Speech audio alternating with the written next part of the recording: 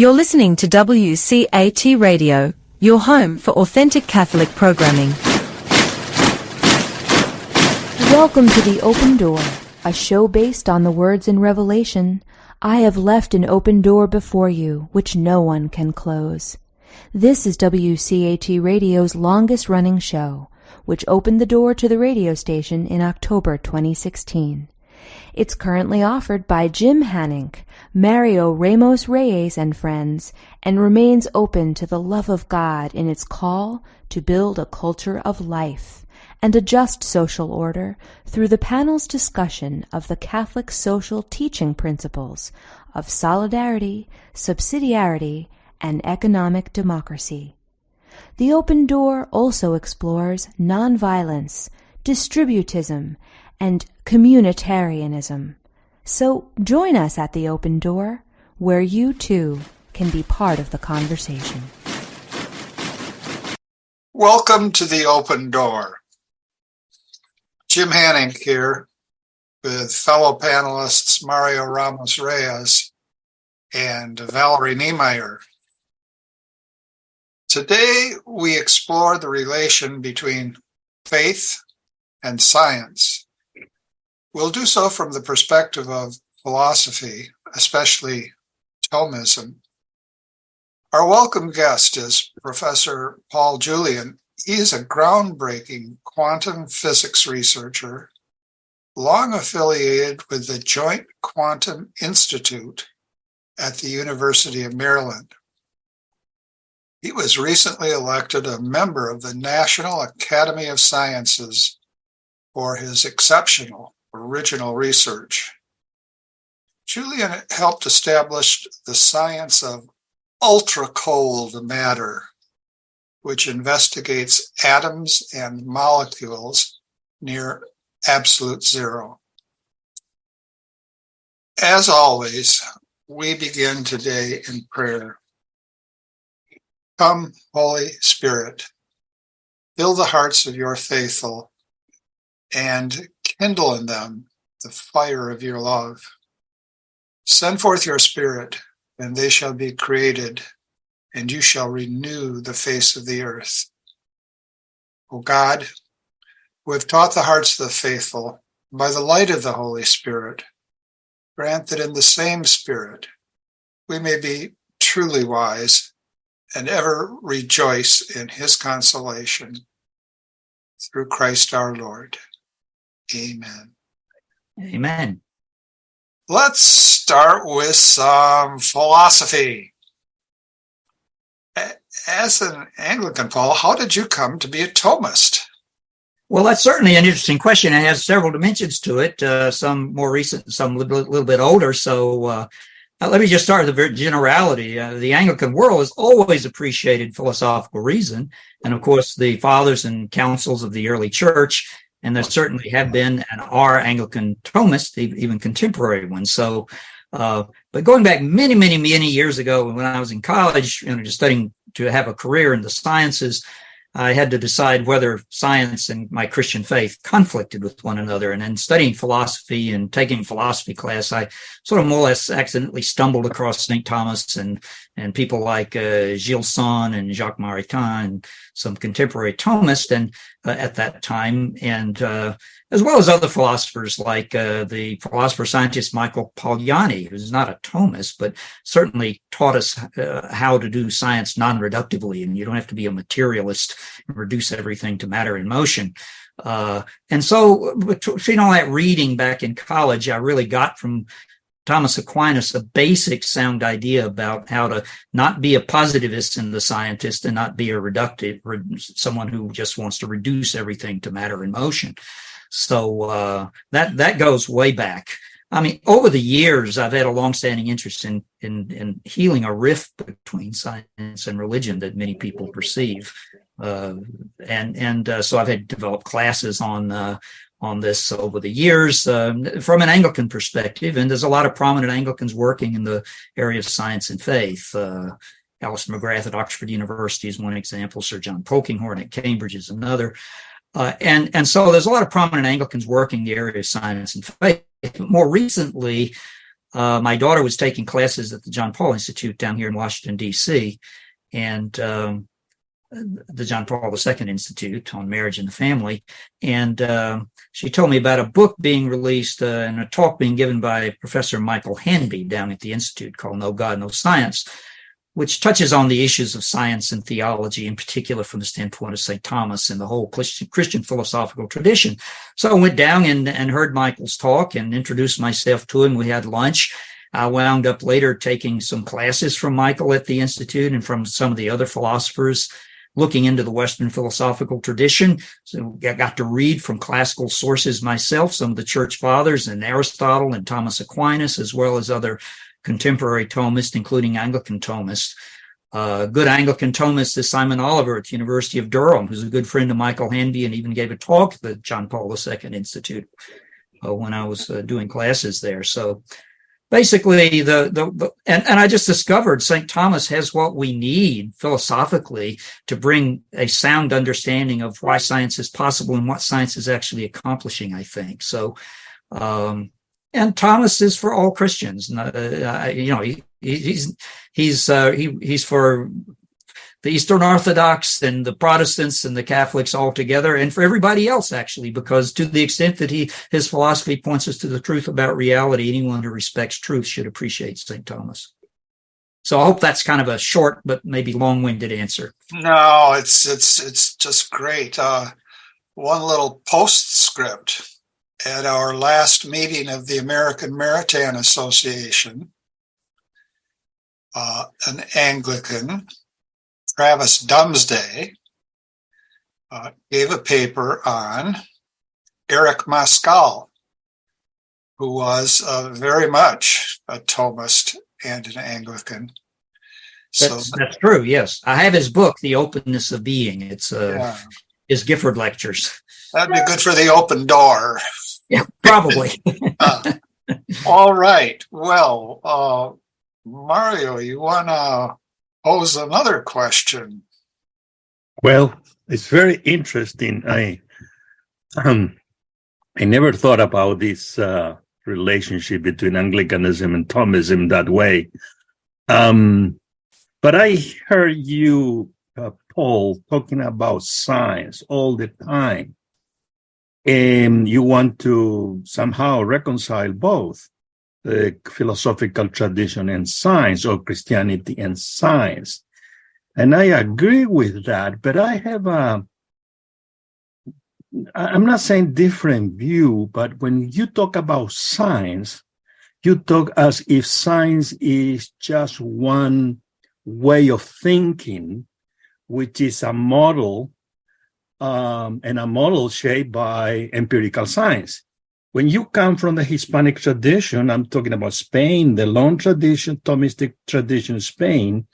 When we talk about science, we qualify very specifically that we are talking about empirical science, social sciences, even philosophical sciences, theology is a science. So we are very careful and say, what science are we talking about? And so given that background, what do you understand by knowledge itself? Is science, as you said, in the Anglo-Saxon tradition, based on a specific model of reasoning? Well, that covers quite a bit of territory right there. Of course, the Latin word for science, which is scientia, gives us our word for science. That's the Latin word for knowledge, actually. And St. Thomas talks about science and divine science and so forth. So the word over centuries has had many, many uses. Peter Harrison is an author from Australia who used to teach at Oxford, this professor of science and religion at Oxford University in England, wrote a book about how science has changed in its meaning over the last 2 millennia. So it's very worthwhile. But knowledge has many dimensions, from a focal knowledge to very specific things to an overall grasp of the whole. Human knowledge covers everything from knowledge of trees and stones to knowledge of one another, to other human beings, knowledge of how stars generate their energy or make light, it just covers everything. And the human mind really has a vast capacity for all of this. So knowledge covers a lot. Aristotle opens his opening line of metaphysics is all human beings by nature desire to know. So human beings, we learn from that, both have natures and they have desires. And one of those desires is to know. Now, the Greek word here is not the Greek word so much for science, episteme. It's the word that really means more than just head knowledge. It means a grasp of things. It means understanding. Things come to light for us. We come to see what things are. So that knowledge is a very deep knowledge. So knowledge has a long history in the Western philosophical tradition. So, and one of the things that Albert Einstein said that is most profound and beautiful, he wrote in an essay in German in 1936 in the Journal of the Franklin Institute, interestingly enough, an American journal. He said, the eternally incomprehensible thing about the world is that it is comprehensible. That is to say, it's knowable, it's graspable by our minds.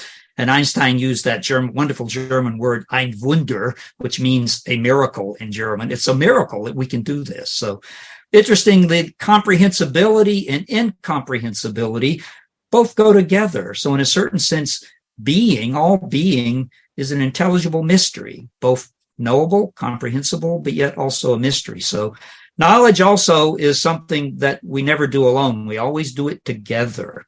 In a certain sense, let me say it a little differently than Descartes said, I think, therefore I am. I'd prefer to say I know because we know. There's an old African proverb, I am because we are. There's something larger than any one of us, and we're part of something larger. And knowledge only makes sense within a much larger whole. So there's a world out there to know, and that broader world, of course, includes God, I would affirm. And so knowledge is based upon something that transcends us, that is beyond us, and we need to respond to reality as it presents itself to us in some way. And we do that together in a community. So as a scientist, I have to go to school and learn from others. I have to learn from teachers. I have to learn from the textbooks. I have to learn to a whole body of knowledge that's built up. And I have to make it my own by doing the homework, by engaging with it and thinking about it, doing it. So knowledge involves a vast scope from all of reality, the whole of things, to communities that engage with the production of knowledge of certain types, and to the individual who knows knowledge. All knowledge ultimately is personal knowledge, as Michael Polanyi says. It's my knowledge and known to my mind, or as Aquinas would say, to my intellect, which means more than the modern term intellect. Thomas would also call this the intellectual soul is what knows. But we have this capacity. And of course, to Thomas, that comes to us from our senses. We take it in. There's something in our mind that sheds light on what we take in to extract from what we take in from the world. Its form, its meaning, its intelligibility, its comprehensibility. And through the concepts we form, we return to the thing and know the thing that we see take in from the world. This is very, very different, by the way, than modern philosophy teaches us, which tells us what we know of the things in our head. We know our concepts. We know what's inside our head. No, to Thomas Aquinas, our concepts are the very things that our mind pulls out of the sensible images and through which and by which we come to know the thing which is outside. So we really know the thing that's outside through the things that we take in. So this is about how knowledge happens. I think that the way Thomas sees that is much better, I think, than many modern people schooled in John Locke and Immanuel Kant see things. So Jacques Maritain said there's a nuptial relationship between mind and being. We're really made to know things, to grasp their truth in our loving embrace, as it were. So now we get to truth. I mean, scientists are realists. I mean, we really do think we're learning something about the truth about the world.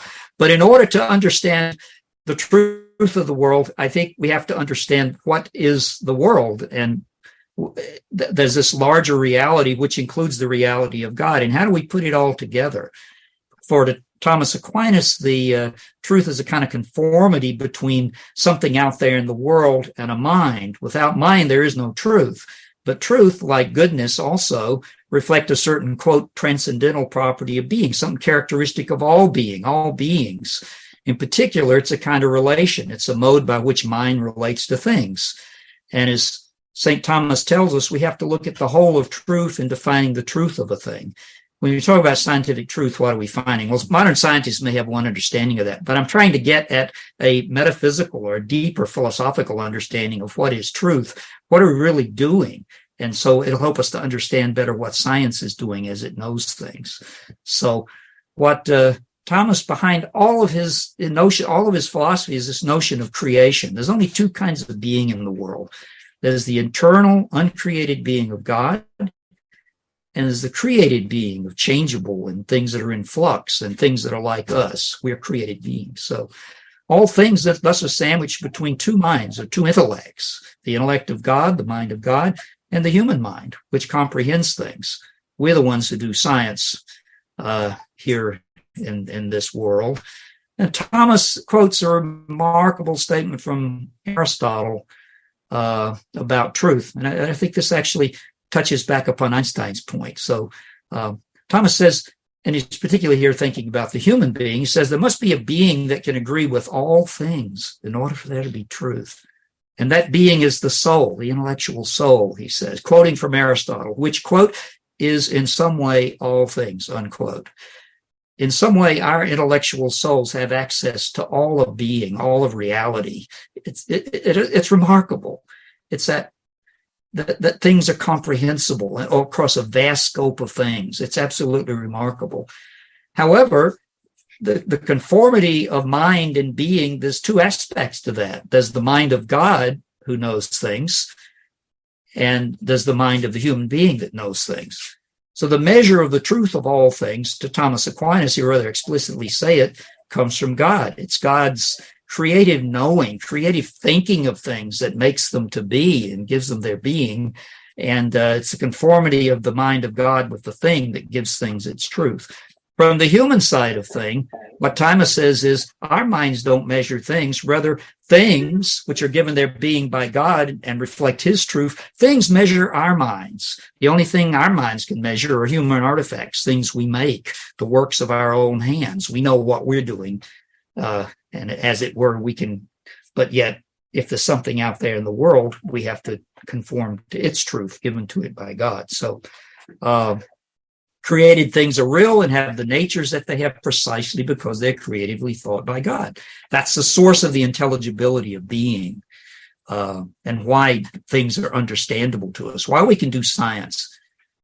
Interesting, atheist, the atheist Jean-Paul Sartre, the existentialist philosopher said, human beings and other things can't have any natures for one very good reason, he said. There's no God to think them. If there's no God to think them, things can't have natures. So why do we have this beautiful order in the universe? It's because God thinks them creatively. That's what Thomas Aquinas would say. I think that's a very important thing to know, but there's another very, very important corollary to this. Thomas is very clear we can't know the divine essence. The whole patristic tradition of Christianity tells us God in his essence of who he is, we can know that God is and that he creates, and we can know a lot about him, but we can't know his essence as he is in himself. And therefore, the way in which God creatively thinks things, as it were, coming out of his essence, is sealed off from us forever. It's part of the apophatic dimension of knowing. There are things about things that are made, things about created things, is so rich that they're being creatively thought by God. They have being. There's so much positivity and richness to their being. Things are bathed in the divine light, as it were, and that makes them both intelligible to us but unfathomable to us, because there are things about God. God is intimately present to things, and we can't really fully know them.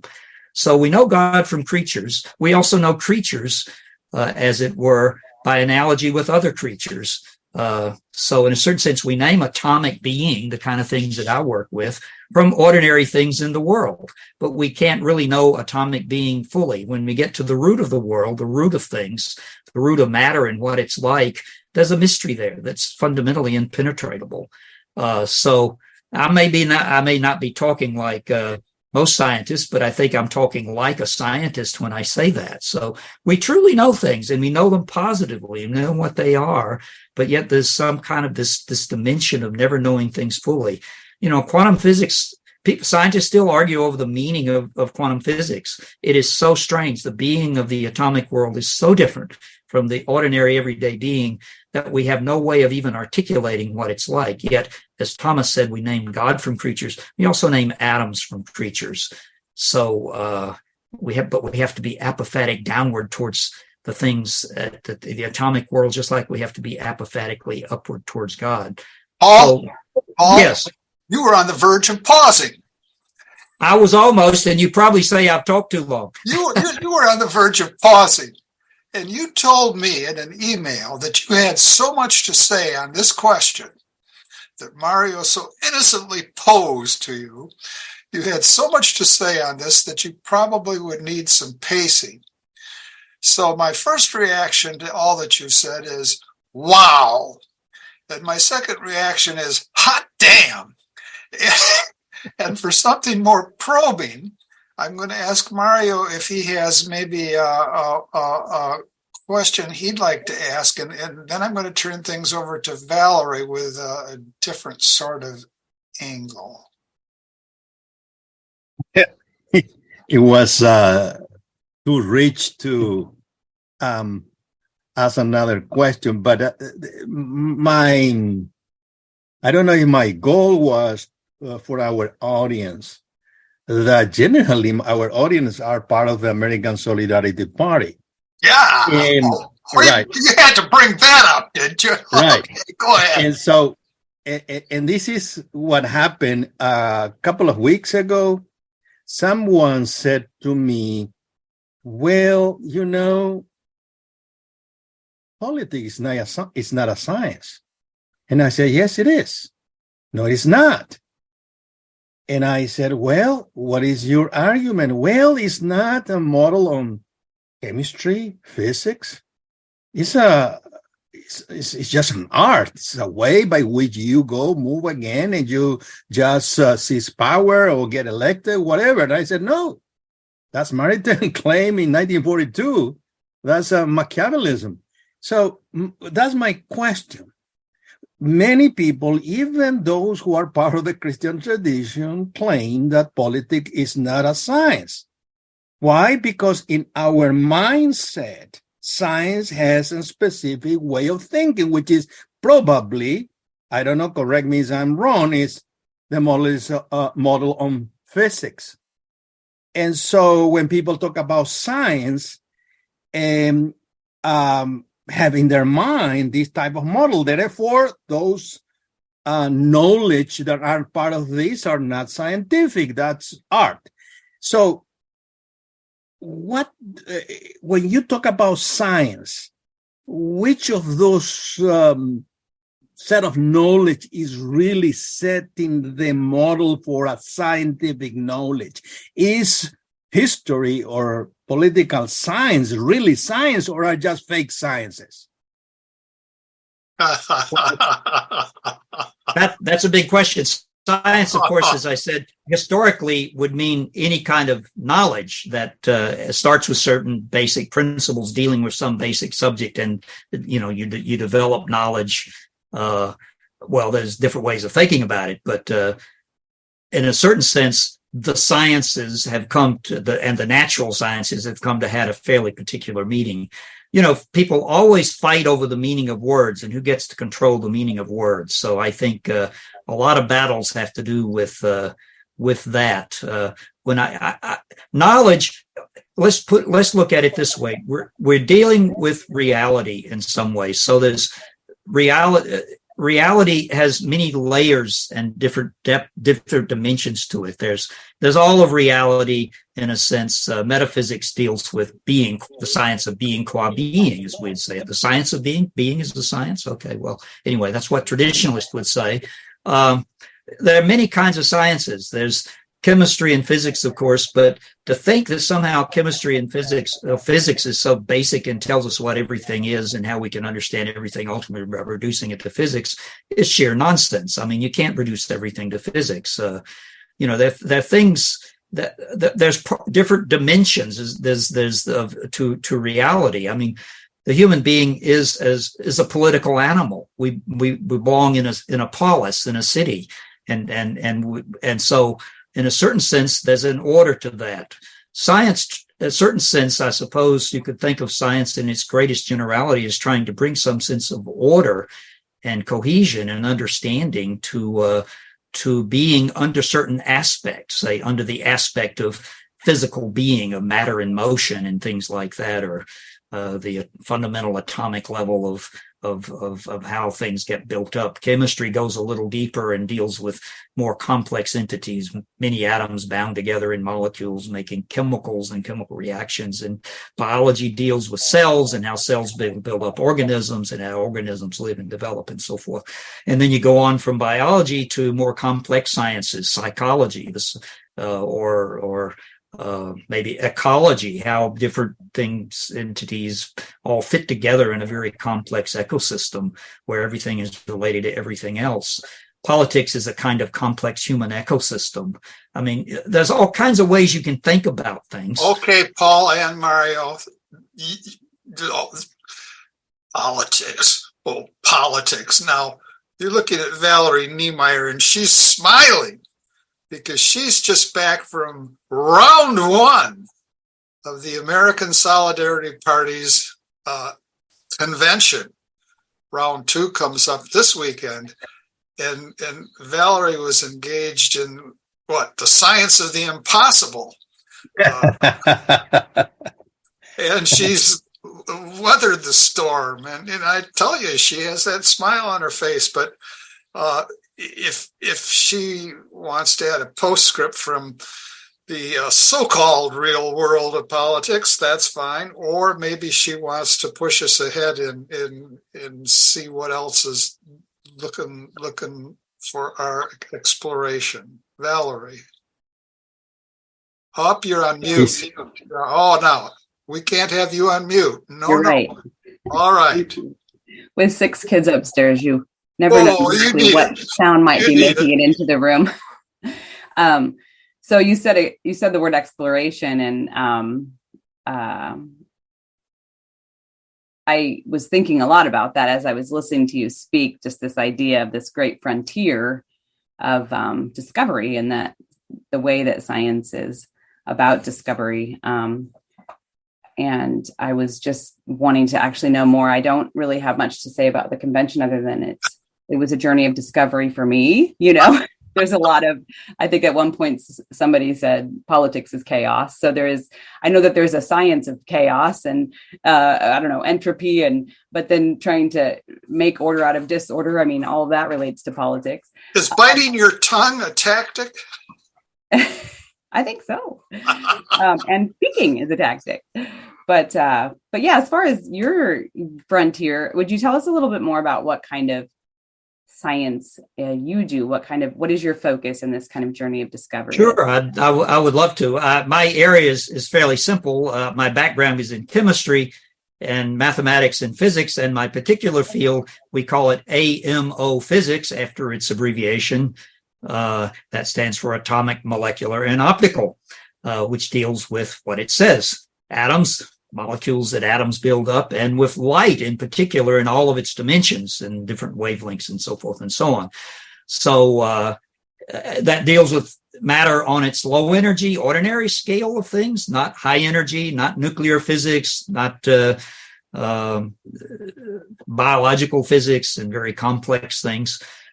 Fairly basic physics dealing with the basic constituents of matter. The Joint Quantum Institute deals with atoms and molecules and light, particularly under their quantum mechanical aspects, which you have to deploy when you get to understand things at a fundamental level. So one of the things of course, many years I was not only at the University of Maryland, I was a part of the National Institute of Standards and Technology. So we, at the physics laboratory, we are into the science of measurement, particularly doing things like making the most accurate atomic clocks in the world and that kind of stuff.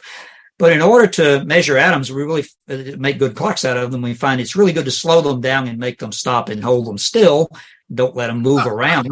And so my colleagues at NIST have done a lot of work in getting the coldest matter in the universe, which is just a few billionths of a degree, maybe even less than a billionth of a degree above absolute zero, where atoms slow down. And we know from the Heisenberg uncertainty principle, if you slow things down, if the velocity gets very near zero, we pretty precisely have pinned down the velocity to close to zero.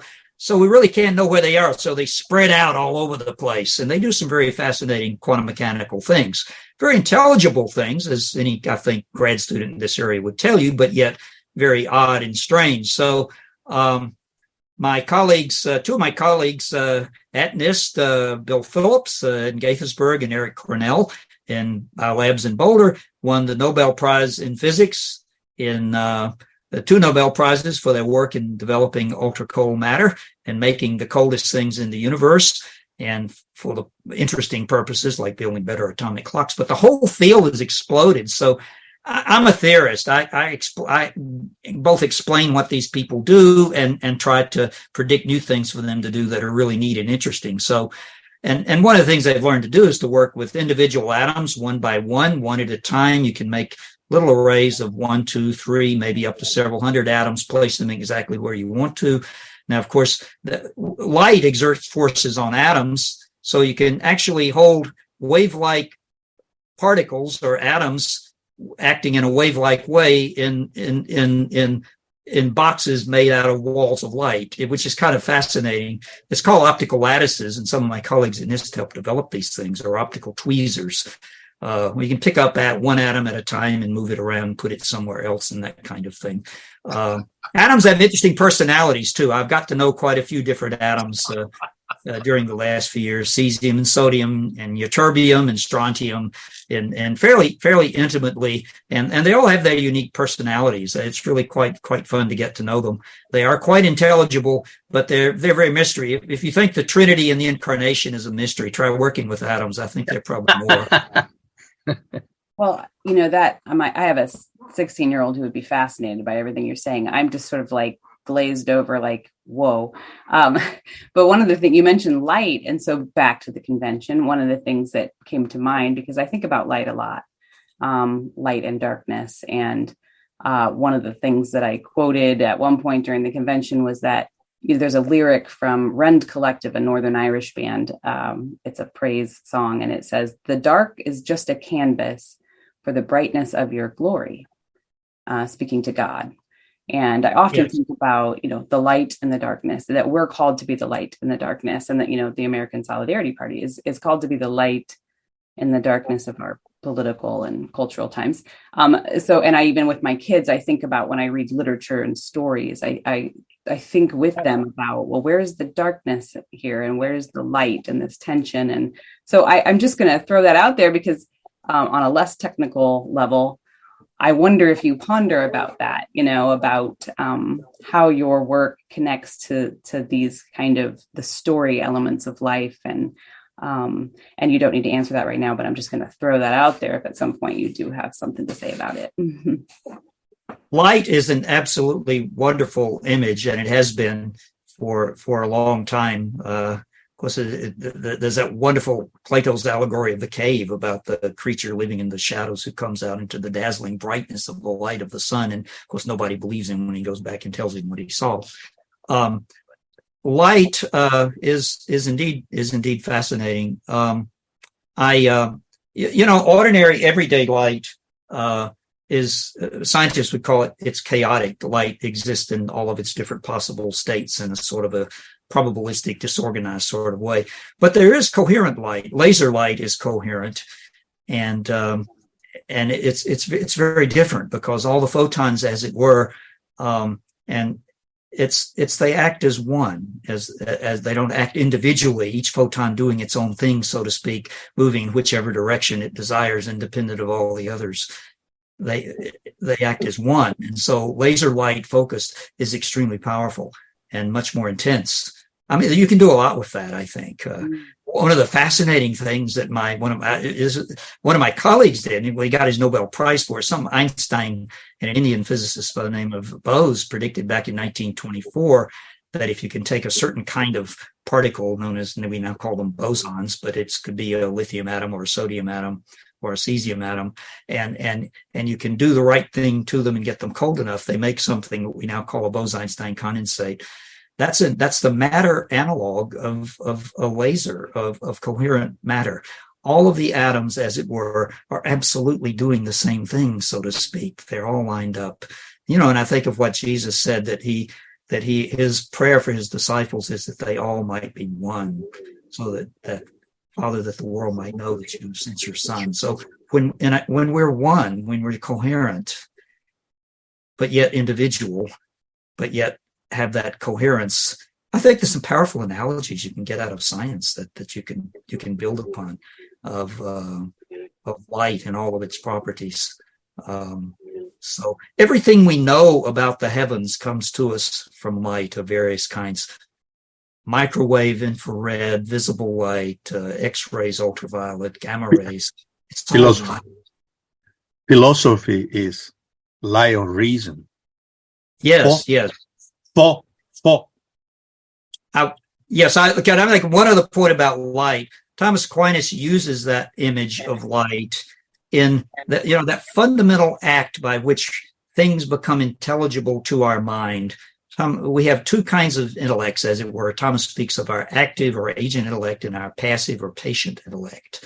So we have both a receptive passive aspect and an active part.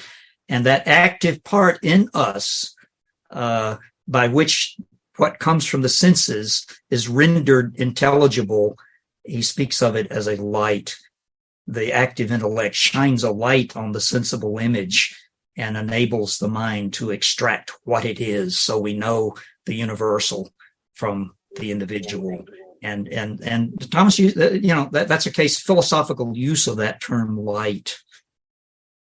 There's a light within us, as it were. That's one of the most profound mysteries of all reality. The twin mysteries to reality: the mystery of being, why is there anything at all? And the mystery of the intelligibility of being, why is it comprehensible? We have a light in our minds, as it were, that lightens up the world for us. And that is a certain way in which we participate in the wonderful creation that God's given us. All right. Are you ready for a pivot? Yes, sure. I want to bring us back from the light of this and the light of that to summer school 2023. One of my granddaughters is beginning summer school for high school with a strategic course, preparatory algebra. Now, the fact of the matter is, and you know this to be true, Paul, she could be joined by 95% of the people in the United States of America. We suffer from innumeracy. We don't know diddly squat about mathematics, and yet you, in unguarded moments, have acknowledged that mathematics is the language of science. So how is it, Paul, how is it that 95% of the population of the United States of America is going to follow what you're doing when we are mathematically, to be delicate, mathematically fragile?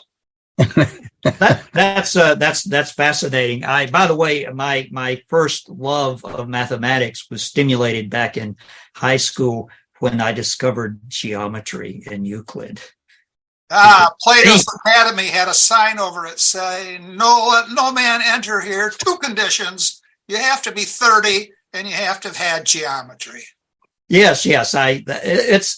Geometry makes wonderful. Have any of you ever read Edward Abbott's wonderful little book, Flatland? Heard of it. It's a wonderful book. A Hollywood movie was made out of it, actually, and they actually use it in high schools to teach certain aspects of mathematics. Absolutely magnificent little book. Anyway, it's about a two-dimensional world that is inhabited by circles and squares and two-dimensional beings. And but yet one of them has a revelation. He has a visitation from a sphere from the third dimension, and he can't understand it. He's in this room, and this little point appears, and it gradually becomes a circle and becomes bigger as, of course, the sphere passes through the room and the plane cuts the sphere. So it just blows his mind. And of course, no one will believe this sphere thing, so he gets rejected. And ultimately, it's all a story about how the little square gets vindicated and everything. but it shows, it takes us into a new dimension and gives us some interesting analogies to think about geometrically, which lots of people can think about geometry fairly easily. It doesn't have to be differential equations and integral calculus. However, scientists do have a responsibility to educate other people, non-scientists, about the sciences, whether it's the every man in the street or the churchgoer in the pew, or the advanced theologian, or the monk, or even other scientists in other fields. So, and how do we do that? We have to build models and give people the public models or analogies, pictures that help us understand, stimulate our imaginations. Maybe we can't, there's a lot of popular books about the sciences that don't go into mathematics, but do try to give the picture. We have to translate the mathematics into words and pictures. But if you do that translation, you're not writing prose, you're writing poetry. And it's not fiction, but it's not really hard fact either. It's illumination, it's understanding. I mean, we need to teach people about the humanity of the sciences, that scientists are human beings too. You know, there's a lot of biographies of scientists that tell something about their lives and what they do. If you want a fascinating biography, read about Michael Faraday and James Clerk Maxwell, the inventors of the electromagnetic theory of light. You could not get two people more different than Michael Faraday and James Clerk Maxwell. Both Christians, by the way. Fascinating story. There's some wonderful book about that. I think the book is called Einstein's Heroes because Einstein drew upon both of them. They were really radicals, anti-Newtonians for their day. You know, Maxwell gave us a theory of radio waves and electromagnetic radiation by which people learned how to send signals across great distances using radio signals and things like that. Late 19th century. Fascinating discovery. You don't have to do a lot of math. What Maxwell did, he put the mathematics to the fundamental intuitive picture that Faraday had. Faraday knew that if you took iron filings and you shook them on a piece of paper and put a magnet beneath it, they organized themselves into field lines around their little lines, circles around the poles of the magnet. You've probably seen these things yourself. That's a visual picture. You can go explain that in vast, complicated differential equations in mathematics. But Faraday intuitively knew there was something going on. There's a magnetic field going through space. And the Newtonians in physics of the 19th century couldn't believe this. How in the world can you have this force, magnetic force penetrating through space in a field? Now nobody has any trouble talking about magnetic fields. Magnetic field is a model. It's a concept that explains very complicated mathematics. So scientists need to develop these pictures and tell it to us. So scientific illiteracy is a problem, so we need better science writing. I hope to write myself. I have written some about, and you can find some of this stuff on my website. But yeah, we need to do more writing. I need to do more writing. My daughter says we need a book called Metaphysics for Children. We also need to teach everybody basic philosophy so they understand how to think about the world and not get taken in by all the reductive nonsense of materialistic science and the atheistic science that occurs in so much popular science writing. Science doesn't have to be written atheistically. I'd love to write about science for children from the standpoint of Thomas Aquinas. I think it'd really be neat. And there's 6 of them upstairs at Valerie's house. Mario, you're next. Well, what you are saying is so interesting. I have the experience. Let me explain a little bit of the context. I have the experience of meeting and knowing Dr. Dennis Quinn, who was the creator of the Integrated Humanities program at KU many years ago. It's a long history. K is for Kansas, Mario. K is for Kansas, right? Right. I thought so.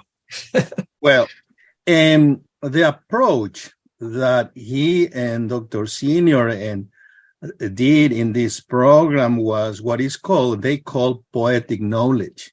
Now, poetic knowledge doesn't mean learning poems or stories. It's about knowing reality, and the spark that we need to somehow awaken people is wonder. And so from that, everything follow natural sciences, any knowledge. And so that our society is so lack this kind of wonderment because technology that we need to educate people in this long tradition that, as you said, begin with Plato and the Greeks and somehow got killed at the beginning of modernity with Descartes and all these philosophers. So I think that's very interesting. So the beginning of science is philosophy as such. Now, having said that, I have a personal curiosity, given your wisdom in science, and I'm gonna ask you something that you may not want to answer. But what do you think about artificial intelligence, which is everywhere now? It's interesting. A colleague of mine many years ago used to have a little placard over his computer that said, "No amount of artificial intelligence can ever overcome natural stupidity." It's artificial. It's a very interesting question. I suppose I am among that minority of scientists who think that artificial intelligence is not the same thing as human intelligence. There's something in the human being and the human mind, the human soul, that will never be captured algorithmically or by a artificial programmed kind of entity. That is to say, no robot will ever quite be like a human being. But it's a fascinating area, and it's an area about which I'm not an expert. But I think there's an awful lot of things that were artificial things that we make can simulate things that it may look like intelligence, but ultimately, will it be? Will it have understanding? I don't want to go into the Turing test or the Chinese room test from philosophy right here. It'd take too long to explain that, but I'm not sure if we can actually build a machine that will pass the test fully. Thank you. All right, Valerie. I wonder if this is related at all, but what's the difference between efficient and final causation?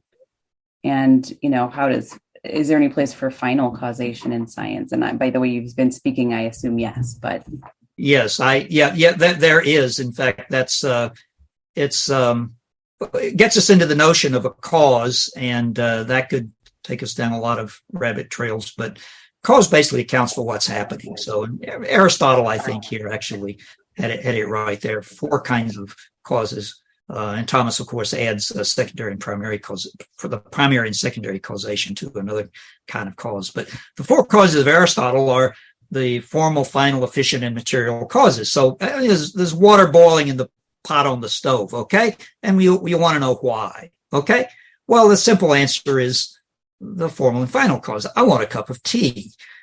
Well, science likes to use the material and efficient cause. Material cause is the water in the pot on the stove. It's the material stuff involved. The efficient cause is the application of the heat, which causes the water it's the force, as it were, that's applied to the water that makes it boil. So that's the material and efficient cause. But that doesn't go far enough for us. It doesn't really explain why the water's boiling at all. I mean, okay, heat's being applied to it. Sure, that's the material. But it's the formal and final causes that are the most important, because they really give us the meaning of what's happening. Why is the water boiling? I want a cup of tea. The formal cause is the cup of tea. That's the what it is that's being produced, the what, the form of the thing. And the final cause is to satisfy some end or goal, my desire to drink tea. Maybe I want to quench my thirst, maybe just like tea. So in order for something to be intelligible, to make sense to us, we need all 4 causes, So in a sense, what happened in early modernity is formal and final causes kind of got shaved off by Occam's very sharp razor, Occam's razor, who says, you don't use things you don't need. And he thought you didn't need to know about form and finality and stuff like that to really understand things. So it started getting shaved off then, let's say. In early modern science was content simply to look at matter and mass and velocity and speed and motion and the forces that move things around. So the cosmos came to be seen as a machine. But to my mind, that was really a mistake. We really made a big, major mistake, both scientifically and philosophically, in shading all form and finality of the world, because form and finality makes things intelligible. I mean, I think it makes quantum physics intelligible. Things have order to do very definite things. What about the laws of nature? They manifest form and finality. An electron next to a proton making a hydrogen atom kind of knows what it's supposed to do. It obeys the laws of nature. It conforms to them. How does it know to do that? Well, this is part of the mystery of the world. But the equations give to the world, they're in mathematical language, they're representation of what I think the classical philosophers would call form, a mathematical representation of the formal being of the world. That matter conform, all matter, physicists have no trouble saying there's no such thing as just brute matter. All matter is already and always dressed by form. It's informed. It has form. The hydrogen atom and all hydrogen atoms are the same thing. The electron knows what to do around the proton. And it has a purpose. It has an end. So hydrogen can bond with other atoms and like carbon atoms and other things and build up molecules. And molecules can build up cells and organisms. Ultimately, that builds up us. But we don't reduce us to that building up by the matter but there's an end to things, that we can be here as the kind of beings we are to participate in the world as it is, imaging God and being in his image and likeness. So the world has the form it has and the atomic being it has, so we can participate in it as we are. There's finality written all over everything, and people are absolutely blind and can't seem to see it. But that's part of matter itself, in a certain sense, is unintelligible.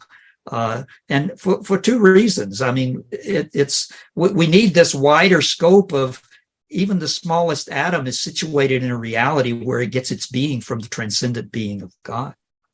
And to see that wider picture, we don't see things fully. Paul, we only have 10 minutes left. Okay. I've got to pace you. So I want to get back to this cup of tea. Good. And I'm looking for some explanation here. And I want to begin with a scientific explanation, but you threw an Aristotelian curveball at me. Now here's a cup of English breakfast tea, and you see who's on the mug here. Yes, I see a curmudgeonly cup. Yes, G.K. Chesterton. Now, if I ask this question, or somebody asks the question of me, why is it that you're drinking this tea, or why did you boil the tea, or what made the tea work?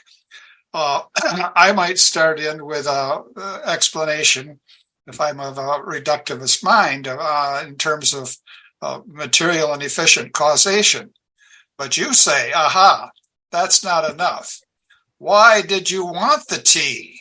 Well, you wanted the tea because of such and such, and then you shift the discussion from the tea to me. But suppose somebody wants to do a scientific explanation of my wanting the tea. They might play the material and efficient causation cards again. And there I am, up in a puff of scientific smoke. I was going to introduce teleology, but they say, never mind, we can put that on the back burner. What we want to do now is have a scientific explanation of your wanting the tea. And they come up with some material and efficient explanatory mechanisms. And you say what? You say what?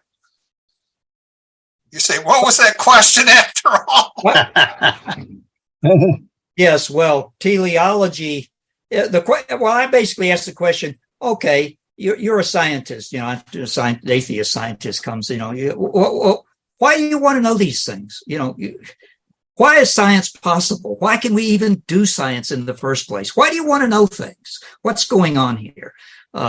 If it's all reducible to these forces and there's not something more going on in the world, isn't there more? Isn't there something? There's something that transcends these simpler explanations that without it, there's no meaning. And the atheists are right. If there's no God to creatively think things, there is no meaning. Eat, drink, and be happy. I mean, so the question is, though, we have this deep sense within us that there's meaning behind things, there's intelligibility, and we want to know, we have this desire to know. There's something going on in reality that is not explained, is not adequately explained for, because science can't give us, all scientists say we can't get meaning from science, but meaning is very important. Most of the great scientists will say meaning is important. They'll say we get it from philosophy or something beyond science or metaphysics. Science can't give us everything according to the way it's practiced. All the scientists will tell you. Richard Dawkins will tell you that the important things in the world, something science can't tell us why they're important. So that the idea is, if someone gives a materialistic, reductive account of why I want tea in the first place, the response is, well, that hasn't really explained it. It really hasn't explained anything. Now, I would like to say something, though, about causes that I think is very important, and that's Thomas's understanding of primary and secondary causation, that God is different. He infinitely transcends the world. He has a mode of causation of the things in the world that we will call his primary mode of causation, by which everything comes to be and is upheld in its being. This is what we know as creation by God. But things in the world are given their own proper agency, their own proper operation. Thomas calls this their secondary causality. I had a little passage I wanted to read it, so I'm just going to read this little passage from Sum of 1:105. So speaking of God, Thomas says, and he's referring to the book of Job here, he's going to come down to it. So Thomas says, therefore he, God, is the cause of action, not only by giving the form, which is the principle of action, but also by preserving the forms and powers of things. Because in all things, God himself is properly the cause of universal being, which is innermost in all things. It follows that in all things, God works intimately. For this reason, in Holy Scripture, the operations of nature are attributed to God as operating in nature, according to Job 10:11. Quoting from Job, thou hast clothed me with skin and flesh. Thou hast put me together with bone and sinews. So what are we to make of this? Are we to say nature had nothing to do with Job, his conception from his parents and the development by normal biochemistry and assimilation of nutrients into his cells to grow up to make his bones in his body? Are we going to discount that and say it doesn't happen? Well, of course not. Thomas says those are secondary causes. Those are the operations, the proper powers and operations that things have, that have been given to things as their own proper agency. They're their own. They do things on their own. They have their own powers. But the primary cause of everything and the upholding of these powers is from God by his primary mode of causation. And that's the mode of causation we have no access to. We don't know how God does it because we don't know the essence of God. So God's primary causation is active in absolutely everything. Job is fully made by God and clothed by God. All right. Now, we've got, believe it or not, less than 5 minutes left. And I'm going to have a pop quiz. And it would be polite to ask our guest to have a pop quiz, but why not pick on Valerie? Valerie, in 5 or 6 minutes or so, your kids are going to ask you, all 6 of them, what was that all about? Your answer is, and let's see what the teacher says about your answer. Paul will be the teacher.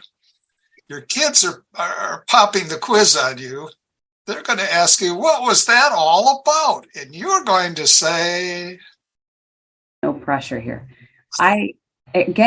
How do we discover? How do we discover and understand and relate with reality as God made it and as we can understand it in order to live as closely with him as possible? I think you aced it. Paul, what would you say? Let me go back to fundamental basic principle. Reality is intelligible mystery. It has the dimension of intelligibility and comprehensibility, and we do that through our sciences. All of our sciences, including political and historical ones and metaphysical ones, as well as the natural sciences, but reality is also mystery. And if we have to have the humility of intellect and humility of spirit in approaching things. And basically, the bottom line of things, for Christians, it's very simple. There are two great commandments: know and love God and neighbor. It's a lifelong endeavor that can never be fully exhausted. That's the bottom line, as it were. Science is part of that, of course. We know about the world through the sciences. And I think it's important that theologians understand the sciences. And theology, it's appropriate, actually, for theology can critique the sciences, too. I mean, philosophy can critique the sciences and say, sciences, stand up. This reductive materialism stuff you're doing is nonsense. You got to grow up and not do that anymore. And we can show them, give them, explain to them better ways of doing that. And we know also, Paul, that science relies on experimentation. It does, yes. And Valerie is going to bring to real politics this weekend the test of intelligibility, discerning the relationship, the proportion between that which is intelligible and that which is recalcitrantly unintelligible in the political world. Well, we need something more than ourselves waxing philosophical. So, as always, we end with the gospel for today, which is from Matthew. Jesus said to his disciples, "Beware of false prophets who come to you in sheep's clothing, but underneath are ravenous wolves. By their fruits you will know them. Do people pick grapes from thorn bushes or figs from thistles? Just so. Every good tree bears good fruit, and a rotten tree bears bad fruit. A good tree cannot bear bad fruit, nor can a rotten tree bear good fruit. Every tree that does not bear good fruit will be cut down and thrown into the fire. So by their fruits you will know them. Come, Lord Jesus, come." Thank you. Thank you, Paul. Excellent. Excellent. Well, thank you very much. I appreciate very much being able to talk with you. And for the Spanish speaking here, ya nos vamos todos juntos. Okay.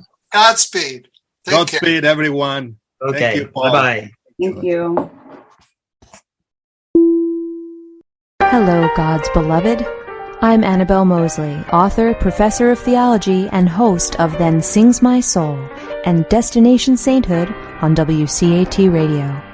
I invite you to listen in and find inspiration along this sacred journey we're traveling together to make our lives a masterpiece and, with God's grace, become saints.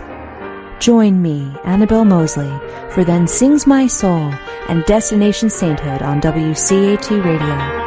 God bless you. Remember, you're never alone. God is always with you.